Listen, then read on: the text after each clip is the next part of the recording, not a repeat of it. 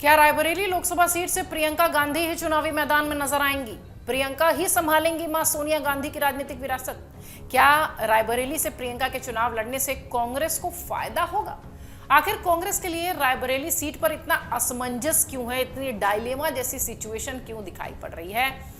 ऐसा क्यों कहा जा रहा है कि प्रियंका गांधी ही रायबरेली से चुनावी मैदान में उतरेंगी, लेकिन इसका ऐलान नहीं हो रहा है? दरअसल गांधी परिवार के गढ़ रायबरेली में कांग्रेस की महासचिव प्रियंका गांधी वाड्रा को चुनावी समर में उतारने की मांग बहुत तेज हो गई है। पार्टी सूत्रों के अनुसार हाईकमान से प्रियंका को चुनाव लड़ाने की हरी झंडी भी मिल गई है और इसका सिर्फ औपचारिक ऐलान होना बाकी है। इस संकेत के बाद कांग्रेसी अंदर ही अंदर खुश भी है। दरअसल उत्तर प्रदेश की इस इकलौती सीट को किसी भी हाल में कांग्रेस गंवाने के मूड में नहीं है।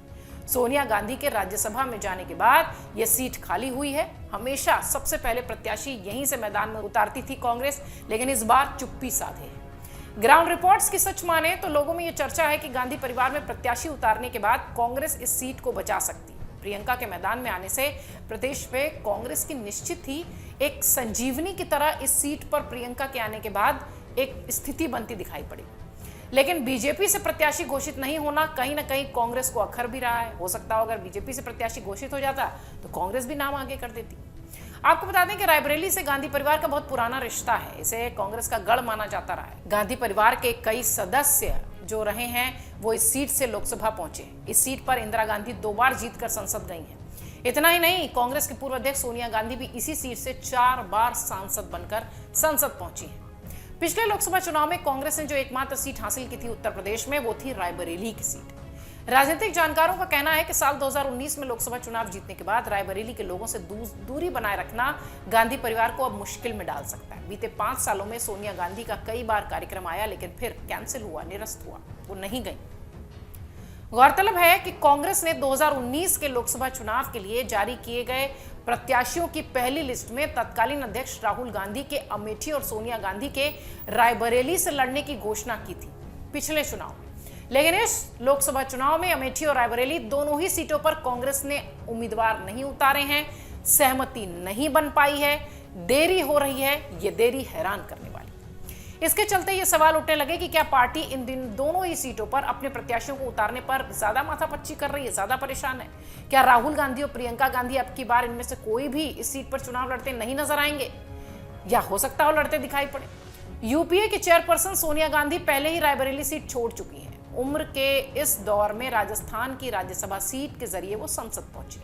उनके जाने के बाद उम्मीद यह है कि रायबरेली सीट कांग्रेस की महासचिव प्रियंका गांधी वाड्रा को दी जाएगी, लेकिन अभी तक कांग्रेस किसी नतीजे पर नहीं पहुंच पाई है। ऐसे में अब यह देखना दिलचस्प होगा कि गांधी परिवार क्या रायबरेली की राजनीतिक विरासत को छोड़कर पल्ला झाड़ती है, या फिर बीजेपी को इस सीट पर कड़ी टक्कर देने की कोशिश में गांधी परिवार का ही कोई सदस्य सामने उतरता है।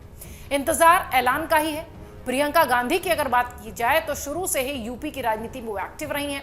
पहले उनका दायरा अमेठी और रायबरेली तक ही सीमित हुआ करता था। 2019 में जब कांग्रेस की महासचिव वो बनी तो उसके बाद वो पूर्वी उत्तर प्रदेश का प्रभारी बनकर जिम्मेदारी संभालती दिखाई पड़ी। बाद में वो पूरे यूपी की प्रभारी बन गई। 2022 में यूपी विधानसभा चुनाव में प्रियंका गांधी ने कांग्रेस का नेतृत्व किया, बल्कि कांग्रेस नेतृत्व ने भी उनके मामलों में दखल नहीं देने की बात कही और वो अपने हिसाब से काम करती दिखाई पड़ी। सूत्र कह रहे हैं कि प्रियंका गांधी रायबरेली से चुनाव लड़ सकती हैं और कांग्रेस ने इसके लिए तैयारी भी कर ली है। कांग्रेस की उच्च स्तरीय संगठन बैठक में यह फैसला आया है कि 15 अप्रैल के बाद उनके नाम की आधिकारिक घोषणा की जा सकती है। इतना ही नहीं, सूत्रों के हवाले से खबर यह भी है कि रायबरेली में बड़ी रैली करने के लिए तैयारी भी चल रही है। यानी अब सोनिया गांधी के बाद प्रियंका गांधी रायबरेली की बागडोर संभाल सकती हैं। महज ऐलान होना बाकी है।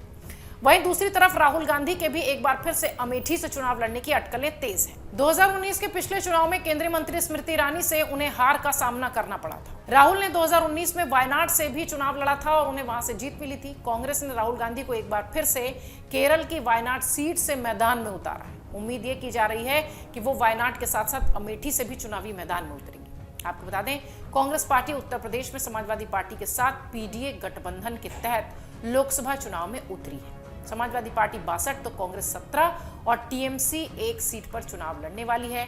अब जिस तरीके की स्थिति इस वक्त दिखाई पड़ रही है, ऐसा लगता है कि रायबरेली और अमेठी को लेकर कांग्रेस वाकई असमंजस में है, लेकिन प्रियंका गांधी वाड्रा को लेकर कार्यकर्ताओं में भी जोश है और सबसे बड़ी बात उनकी इच्छा भी है, उन कार्यकर्ताओं की, उन क्षेत्रीय नेताओं की, कि प्रियंका गांधी वाड्रा अगर रायबरेली से चुनाव लड़ेंगी तो कांग्रेस के लिए एक संजीवनी जैसी स्थिति उत्तर प्रदेश में दिखाई पड़ेगी।